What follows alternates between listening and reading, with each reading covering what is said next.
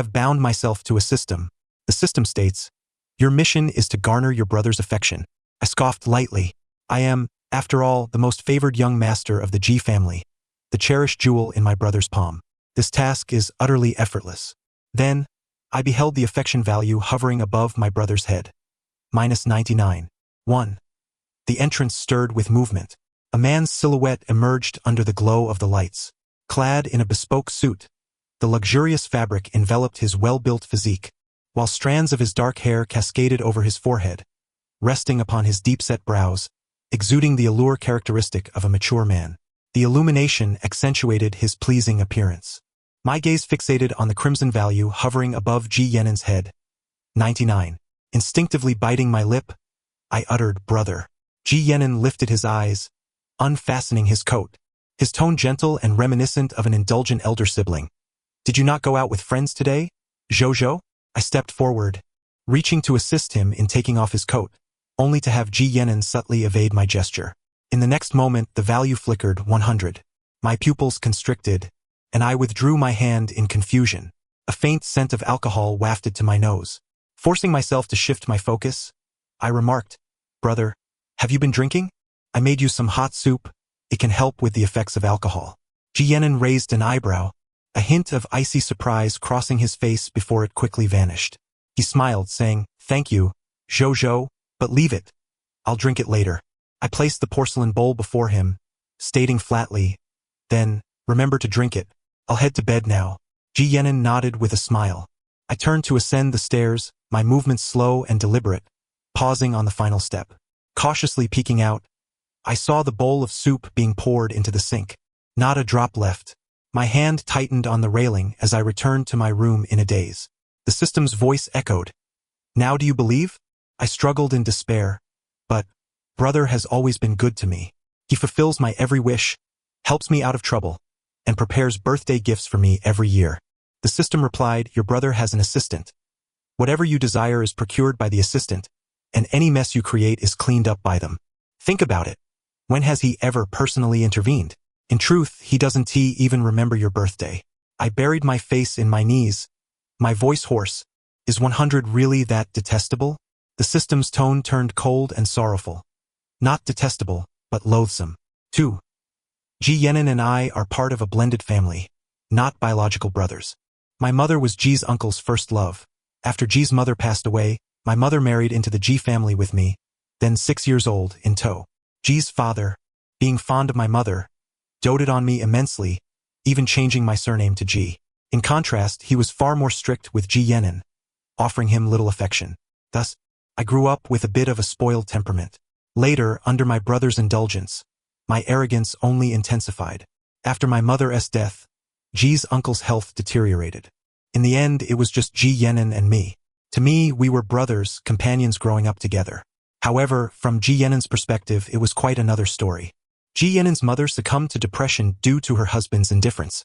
Less than a year after her death, his father remarried his long-desired woman, bringing along a burden. This woman took away his mother's husband, and the child took away his father. Considering this, how could Ji Yenin possibly harbor any affection for me, his brother? The only reason he did not cast me out was the 11 stake in Ji Corporation left to me by his uncle. Ji Yenin chose a bloodless method of retribution, nurturing my incompetence. He offered me endless indulgence without guidance. Whenever I got into fights or caused trouble, he always smoothed things over for me, never reprimanding me. I drank, raced, and stayed out all night. He never once intervened. He raised me into a useless, spoiled brat. This was both revenge and a means of gain. I rubbed my eyes, now gritty with sand. What if I cannot win Ji Yenin's favor? The system's voice turned even colder. He will destroy you. 3. The following morning, I descended the stairs with a listless demeanor. Ji Yenin was already seated at the dining table, impeccably dressed. I gazed at the glaring 100 above his head, suddenly engulfed by fear, and quietly took a seat as far from him as possible, my mind elsewhere. Ji Yenin set his coffee cup down and inquired, "Why aren't you eating? If you don't like it, I can have something different prepared for you tomorrow." I used to be quite picky and willful, frequently changing chefs. I hastily swallowed the toast in my hand and forced a stiff smile, replying, "No, I don't dislike it. Observing the lavish array of Chinese and Western breakfast options before me, I decided it best not to indulge in excess. I said, "Brother, you don't need to prepare breakfast for me anymore. I'll eat at the cafeteria from now on." Ji Yenin raised an eyebrow, feigning concern as he asked, "Why the sudden desire for cafeteria food? Did you not say the cafeteria's offerings were fit only for dogs?" I was momentarily taken aback. It was indeed something I would say. I hastily fabricated, "The cafeteria has a new chef. The food is quite good now." After breakfast, Ji Yenin left for work, and I went to school. Upon arriving at school, my best friend Qi Ling wore a ghostly expression. The sun must be rising in the west. The young Master Ji actually arrived on time for class. I lacked the enthusiasm to engage in banter with him and simply circumvented him. Qi Ling boldly pulled out a chair beside me. Why the long face? A new bar opened over in West City, packed with exciting new things. Let us go have some fun tonight. Skipping class, drinking at bars, playing games, and racing at night had become my norm. The pursuit of pleasure had morphed into a habit, and both my physical and mental states were deteriorating. Qi Ling, being a reveler himself, resonated with my inclinations. To be honest, I felt a flicker of temptation. My emotions had been tumultuous lately, and I yearned to drown my sorrows in alcohol. The system's voice suddenly chimed in. "Qi Ling is your brother's person," I exclaimed, abruptly yanking out a nearly new textbook from my desk and slamming it down. "I want to study." 5. I endured an entire day of classes with utmost seriousness, my head spinning. I managed to slip away before Qi Ling could stop me. Late at night, I crouched at the stairway. Ji Yenin appeared to be drunk, slumped against the entrance, motionless for quite some time. I had never witnessed Ji Yenin inebriated. He was always calm and composed, rarely losing his demeanor. The system urged me, "Go on, it's a prime opportunity." I felt fear creeping in. Even Qi Ling was aligned with Ji Yenin. I was apprehensive of Ji Yenin's cunning tactics. Yet, the sight of him sprawled at the entrance was too conspicuous. I wiped my face and approached him, gently shaking his sleeve. "Brother, wake up. Sleeping here will make you cold." No sooner had I spoken than my hand was forcefully swatted away. The back of my hand instantly turned red. Ji Yenin opened his eyes. The alcohol seemed to have briefly dulled his facade, revealing a raw disdain as he glared at my face, growling, "Get lost." The naked loathing in his gaze pierced my heart like a chilling blade, causing it to constrict painfully. Tears spilled down my cheeks in an instant. Confusion, heartache, and fear intertwined. Taking a deep breath, I hastily wiped my tears with the back of my hand. Gritting my teeth, I mustered the strength to drag him into the room. His nearly 6-foot frame nearly crushed me. Struggling, I managed to pull him into the guest room downstairs, stumbling as I hit the doorframe, jolted by the pain. Ji Yenin's hair had fallen out of place, giving him a more casual look, yet his furrowed brow indicated his discomfort. I helped him out of his coat, shoes, and socks, wiped him down, and tucked him under the covers before hobbling out. I gathered a water jug, a cup, and some hangover tablets, stomach medicine, and digestive pills from the medicine cabinet, piling them on the bedside table. As I gently closed the door behind me, the person who should have been fast asleep opened his eyes. The clarity in my gaze had long since dissipated, leaving no trace of intoxication. 3 days hence will mark Ji Yenin's birthday. Long ago, I had meticulously prepared a birthday gift, a limited edition game card, acquired with considerable effort. Yet now, I find myself devoid of the courage to present it. I refuse to let it descend into a mere tool for insincere flattery, so I have concealed it in the most obscure corner of my bookshelf. The system murmurs it is perhaps for the best not to give it. After all, it would merely end up in the trash. The true essence of Ji Yenin emerges only after he has imbibed alcohol. His icy, disdainful gaze suffocates me with every recollection. I hear myself calmly inquire of the system, if I refrain from boosting my favorability, return the shares of the Ji family to him, and then depart from the Ji household, would he still seek to annihilate me? The system falls silent, a barely audible sigh escaping. In half a month's time, Ji Yenin will encounter peril while skiing in the north. As long as you manage to rescue him. Ji Yenin is an avid skier, dedicating time each winter to vacation in the northern regions. Influenced by him, I too have devoted time to honing my skills and have become quite proficient. Yet I have never accompanied him. This time I shamelessly implore him, "Brother, please take me along. I promise to be well behaved and not cause you any trouble." Ji Yenin.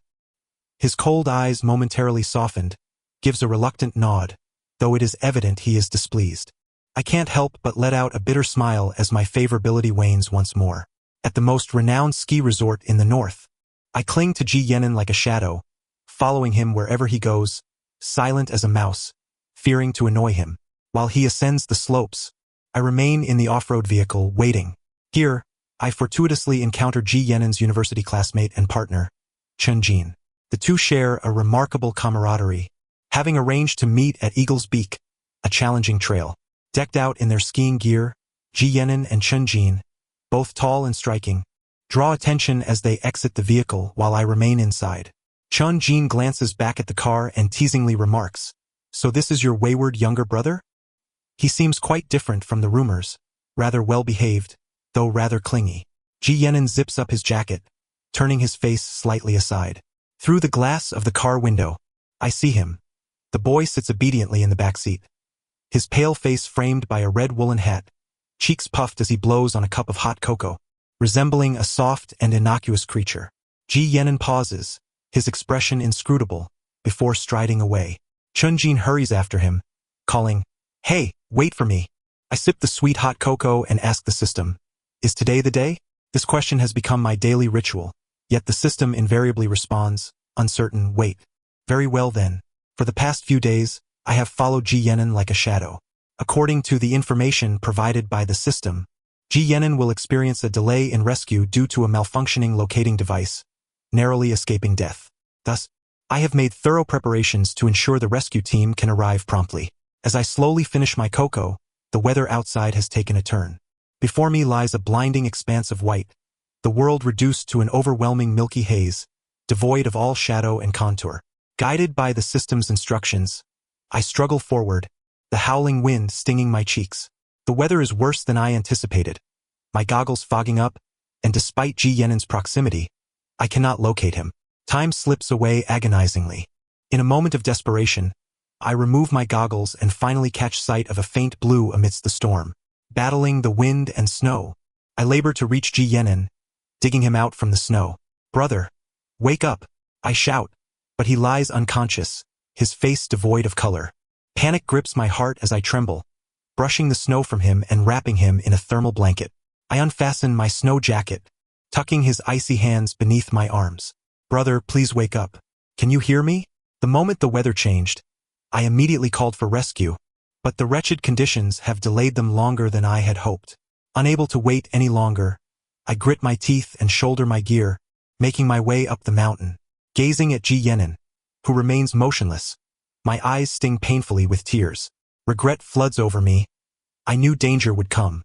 I should have stopped him from the start, should not have allowed this to unfold in pursuit of favorability.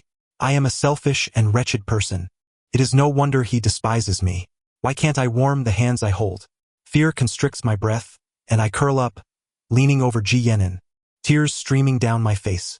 "I'm sorry, it's all my fault. Please forgive me. Brother, please wake up. I'm so scared, I beg you." Just before my vision blurs entirely, I catch sight of the rescue vehicle. With bandages covering my eyes, I feel a discomforting sensation. Instinctively, I reach to rub them, but a broad hand captures my wrist, its warmth enveloping me. A deep voice rumbles, "Do not touch." Rough fingertips brush against my brow, and I flinch away in mild panic. I hear Ji Yenin ask again, "Is it still uncomfortable?" I withdraw my hand and shake my head. The sound of a chair scraping against the floor reaches my ears as Ji Yenin settles beside me. The clicking of a keyboard follows. He must be attending to work. When he focuses on his tasks, he appears deeply absorbed, yet he occasionally inquires, "Would you like some water? Are you hungry?" I sit against the headboard, hesitant to disturb his work, quietly fidgeting with my fingers. The phone rings and I sense Ji Yenin rising. His dry palm gently ruffles my hair. I hear him say, "I'll take this call. Call for me if you need anything." With that, his footsteps recede. I am left in a daze, feeling uneasy as I scratch my head. Ji Yenin has had to remain in the hospital room with me for so long, attending to me and enduring countless moments of physical contact. Even handing him his jacket can diminish my favorability. What must the situation be like now? I hurriedly ask the system, "Where is my favorability now?" The system lets out a soft hum. "Wait until you are better, and you can see for yourself." Oh no, My anxiety deepens. Upon my discharge, Chen-jin makes a special visit. He greets me like a kind-hearted elder brother, patting my shoulder and pulling me into a friendly embrace. Zhou, this time we owe it to you. When we return, Brother Chun will treat you to a meal. I blink, unaccustomed to receiving praise for the first time.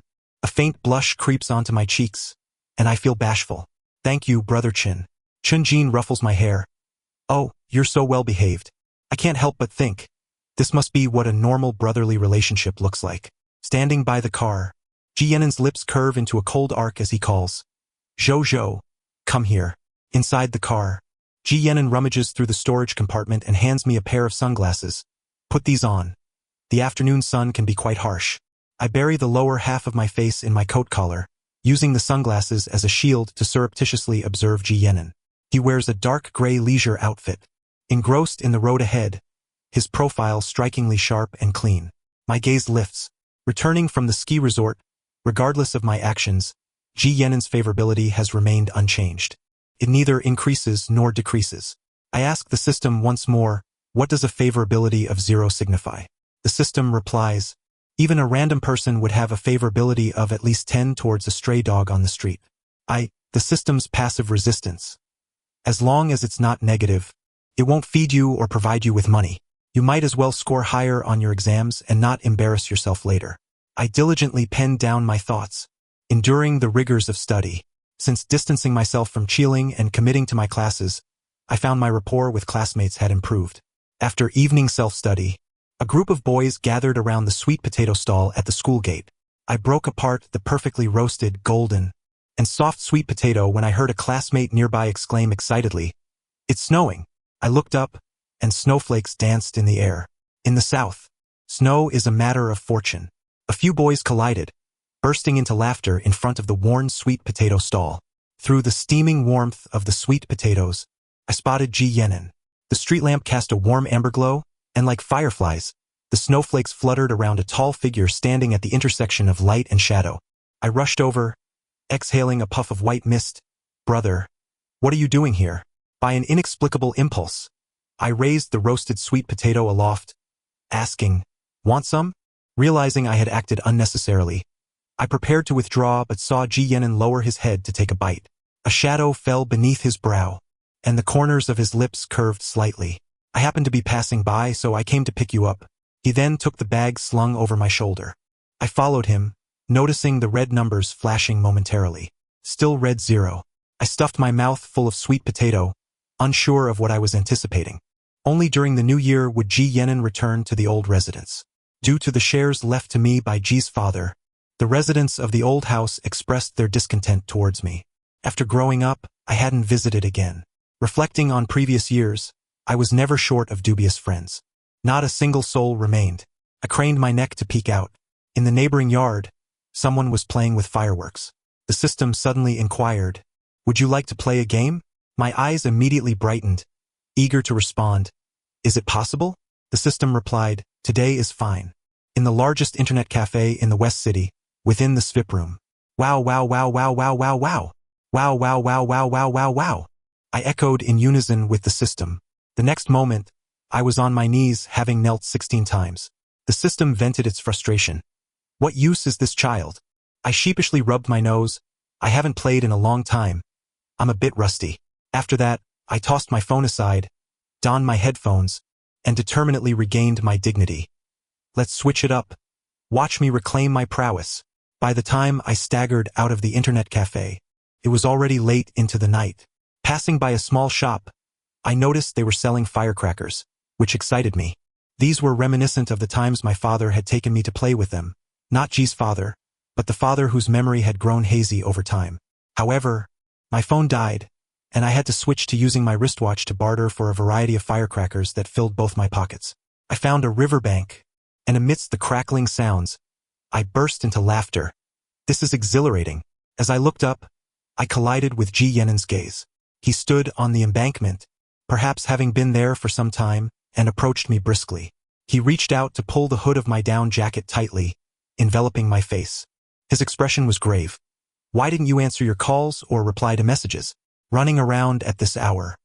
Hearing the faint concern and helplessness in his tone, I momentarily froze. Realizing I needed to explain, I awkwardly patted my pockets and stammered, "My phone died. It wasn't intentional." Ji Yenin sighed and took my hand, leading me back to the shore. "Let's go home. I brought you some sweet soup." The warmth radiated from his palm, feeling almost real. I sniffled, my nose red from the cold, and lifted my head, my eyes widening with moisture. Couldn't be real. Don't believe it. The warmth inside the car was overwhelming, making my hands and feet drowsy. Ji Yenin opened the passenger door and caught the young boy whose head was drooping. His half-open palm covered most of the boy's face, his fingertips unconsciously caressing from the outer corner of the eye, across the softly blushing cheeks, to the corners of his lips. So soft. With a gentle touch, the boy sensed the unusualness and obediently parted his lips, as if bewitched. Ji Yenin's fingertips boldly invaded until they met the soft, warm tip of the boy's tongue. An anxious hum escaped the boy's lips. Ji Yenin abruptly closed his eyes, suppressing a heavy breath. Touching the boy's tender face, he softly murmured, "Zhou, wake up. We've arrived." I dreamt of the time after my father's passing when I was engulfed in fear and panic in the vast villa, crying for Ji Yenin, clinging to him like a koala, finding solace only in his presence. I groggily opened my eyes, recognizing the familiar scent of cologne. In a flurry, I clung tightly to him, pressing myself against him in a panic, murmuring, "Brother, hold me. Why aren't you holding me?" The sudden closeness momentarily froze Ji Yenin's body, a tempting warmth enveloping us. One hand gently grasped the nape of the boy's neck while the other tightened its hold, drawing the boy entirely into his embrace, leaving no gap. Leaning down, his cool jaw brushed against the boy's soft neck, sending shivers down his spine. The final parent-teacher conference before exams. The school placed great importance on it, sending notification letters to everyone. Although I had carelessly discarded mine into the trash, Ji Yenin still appeared at school punctually and was eventually held back by the teacher for a private discussion. I squatted beneath the flower bed, bored, and secretly took out my phone to play games. Before long, a few classmates gathered around me. "Press it down. Press it down. Press it down. Come on, Zhou. Can you be any more of a beginner?" When Ji Yenin emerged, he immediately spotted me encircled by the crowd. I had my head lowered, revealing a glimpse of my delicate neck. My eyes were bright and round, filled with seriousness and focus. After a burst of commotion, my little face suddenly deflated. Strands of black hair fell around me, looking both pitiful and adorable. His gaze swept over the hands resting on the boy's shoulder, and his tongue instinctively pressed against the side of his cheek, finding it bothersome. Before the exam, I had developed mouth sores from stress, leaving me with a poor appetite and lethargy. Ji Yenin held my chin, meticulously examining my ulcers. With a furrowed brow, he applied medication, saying, "It's slightly better than yesterday." He closed the medicine box, encircled my wrist, and weighed it, stating, "You've lost weight. I'll have the aunt prepare something easy to eat for you later." I lay listlessly on the sofa, nodding weakly. My mind was in disarray, going over the study points Ji Yenin had organized for me, feeling drowsy. Ji Yenin turned me over from the sofa, chuckling helplessly, "If you're tired, go take a nap." After a brief rest, the aunt had prepared the meal. I sluggishly made my way upstairs to call for Ji Yenin. Before my hand could knock, I heard fragmented voices seeping through the half-open door. They slithered into my ears like a venomous snake. "Yes, we can start preparing the shares. There's no need to wait for him to finish the exam." A chilling realization swept over me as thoughts of the feelings that had never increased flashed through my mind, leaving my limbs icy. In the vibrant, colorful room, the noise resembled the cacophony of wild donkeys braying all at once. I pulled out my persistently vibrating phone. A string of messages and missed calls appeared. "Brother, let me know when the gathering is over. I'll come pick you up. Brother, you can drink, but don't overdo it. Understand? Brother, it's late. Is it still not over? Brother, why aren't you replying? Brother, answer the phone." He clearly didn't care. "I care not for your drinking, nor do I mind your late-night escapades. Yet, you still dare to deceive me." With a cold snicker, I cast my phone aside, flinging it far from me. Embracing my classmates, I drank until the world around me transformed. Qi Ling emerged from somewhere, his face ashen, anxiously snatching the bottle from my grasp and pulling me up from the sofa.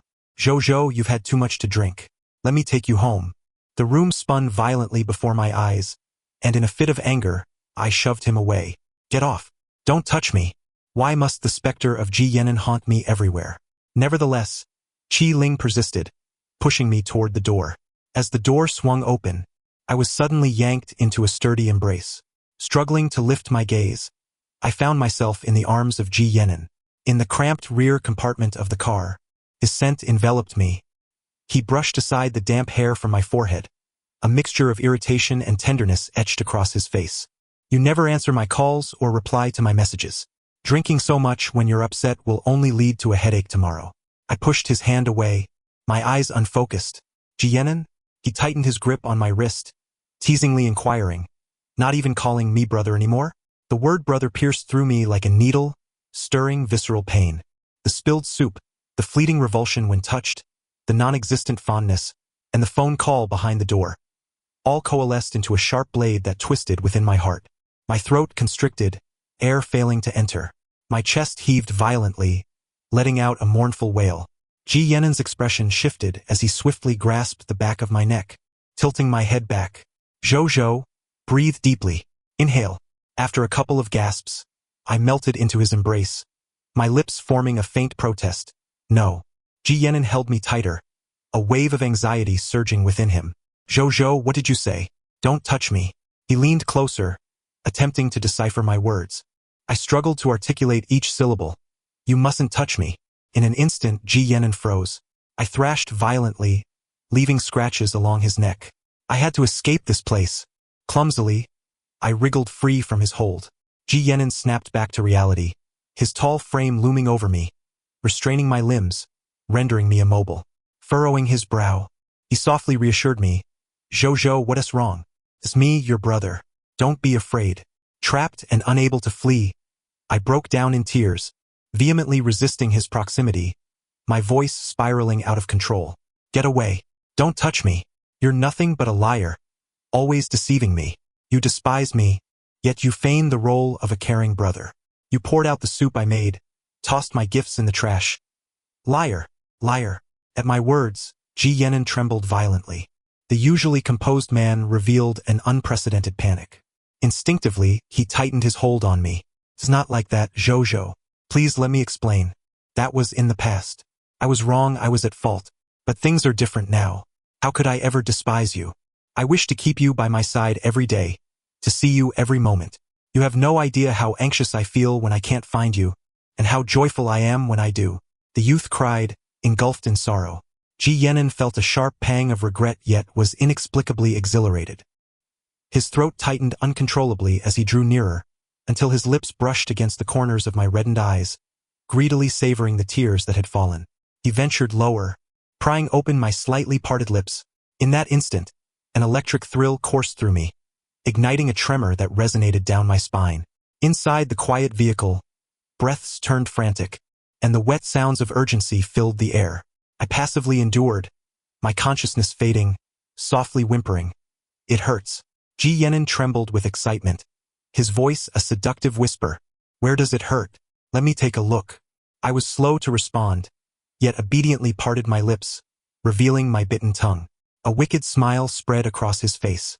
Good girl, a little lick and it won't hurt anymore. The following day, I awoke with a foggy mind, my eyes swollen like those of a sorrowful frog, barely able to open a slit. My head throbbed, and my mouth ached. I frantically probed the system. What happened? Why is my fondness level reduced to 3 question marks? The system replied gravely, perhaps it's a bug. What? I exclaimed, what is my fondness level now?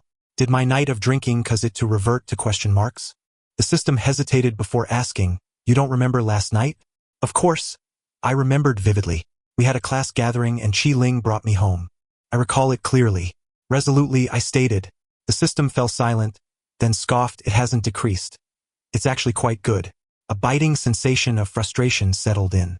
Before my unremarkable grades were released, Ji Yenin went on a business trip abroad for 3 months. We maintained our routine of 2 international calls each day without fail. Zhou, choose your school and let me know. Assistant Jean will help you with the admissions process. I'm sorry I can't accompany you on your first day. You can go out, but no overnight stays and no drinking, understand? I nodded in agreement. On the other end, Ji Yanan's breath grew heavy, his tone more serious. Be good, wait for me to return. There are things we need to discuss slowly. After hanging up, I gazed at the detailed information on 3 schools before me. All were in the city, not far apart. Yet I had no intention of applying. The new school was in the north, quite distant. A new environment, new friends, and Lin Jin. He was the youngest associate professor at our school and also my biological brother. Since my mother married into the Ji family, we had not seen each other. After my father's remarriage, he stayed with our grandmother. Here, there was no Ji Yanan, no fondness level. In less than a month, felt as if an eternity had passed. Long enough for me to adapt to the thin wooden board that creaked and groaned at the slightest movement. Lin Jin brought me homemade sausages from our grandmother. Clutching the insulated box, I ambled back, the old streetlights casting shadows that barely illuminated the path, playing tricks on my mind. It felt as though I glimpsed Ji Yanan leaning against a black sedan. The sleeves of his black shirt rolled to his wrists, the flickering embers of a cigarette dancing at his fingertips. In the apartment, Ji Yanan settled heavily onto the sofa, his voice calm yet chilling. Changing your major, switching numbers, disappearing and renouncing your shares. I sat beside him, anxiety gnawing at me. Those shares belong to the Ji family. They are not mine. Wasn't this what you desired? Ji Yanan sat up straight, contemplating gravely. He nodded in agreement before slamming a document onto the table with a matter-of-fact demeanor. Since you wish to sever ties with the Ji family, we must settle the accounts. Curiously, I opened the document, revealing the bills from my reckless years. Expenses for gambling, car purchases, extravagant gifts, and fees for resolving disputes filled the pages densely, culminating in a staggering total. I gasped, overwhelmed by the number of zeros. I had never seen so many outside of Chengdu. Even 10 of me combined could never repay it. Ji Yanan, how ruthless. Darkness swirled before my eyes. Ji Yanan rose, looking down at me with a chilling demeanor as he unbuckled his belt, slowly pulling it free, a cold smirk on his lips. I'll show you how to repay it. I found myself ensconced in a soft bathrobe, drenched and vulnerable. My mind is a tempest of countless alpacas galloping through my thoughts. Thick smoke billows, overwhelming my CPU, forcing it into a state of reformatting. Jianzhan, how could he do this to me? Is it the laws of physics that have evaporated? Or has the biological realm collapsed? And what of Newton? Has he perished? Ji Yanzhan stands before me, bare-chested, a figure of capitalistic defiance. His palm slides beneath my hem, igniting a flame within me. Oh, how scorching! He leaves indelible marks upon my thighs. I curl up, my body flushing crimson, trembling as I utter, "We are brothers." Ji Yanzhan scoffs, a tempest brewing in his gaze. Darling, you are the one who drew the line. He kneels upon the bed, his muscular legs forming a captivating arc. His hand grips my chin firmly, and in the midst of my horrified stare, he yanks away the towel from my waist. Now it's your turn, darling. Open your mouth. My tears cascade down, as if severed from their tether. Ji Yanzhan is far too cruel. I am burning with fever, caught between astonishment and dread. Half awake, I hear someone enter the room. It is Ji Yanzhan. He reaches to check my forehead temperature, tenderly wiping my face with a warm towel. After diligently attending to me, he lingers, a presence looming above my body. Then his lips brush against my ear. My heart quakes, and I dare not awaken. I am uncertain how much time passes before he begins to speak to himself. I truly am a deceiver, deceiving both you and myself. From a young age, I had nothing while you possessed everything. Everyone adored you, even that old fool Ji Cheng'an. Why is it that you can be so blissfully happy, to the point of inciting jealousy, so radiant that it makes one desire to destroy it? Thus, I began to deceive you. But Jojo, why did you come to my rescue that day at the snowfield? You cried so heartbreakingly. No one has ever feared for me before, nor shed tears on my behalf. That feeling was so unfamiliar. I could have continued my charade, but you, having saved me, why could you not continue saving me? Why did you flee? Do you know how terrified I was when I couldn't find you? Each night, I lay awake, fearing for your safety, fearing you might encounter malice, fearing you might abandon me. Whether you fear or hate me, you shall never rid yourself of me in this lifetime. A long, drawn-out sigh escapes him. My heart twists painfully. He, the one who torments, speaks with such pity. If only I had the courage to awaken, to gaze upon Ji Yanzhan. I would discover him to be a patient, restrained hunter, casting bait, waiting for the soft-hearted prey to take the hook. Ji Yanjian arrives with force, leaving my mind in disarray, yet he disappears thereafter, leaving behind a steady stream of anonymous deliveries. Keys to my apartment, boxes of treats, scarves, hats, and even a share transfer agreement. On the eve before the holiday, I receive a call from Ji Yanjian. His voice is hoarse, laced with coughs, sounding unwell. Jojo, when do you start your holiday? Let me pick you up. Shall we return home together? I lower my head, trampling the snow beneath my feet, my grip on the phone tightening.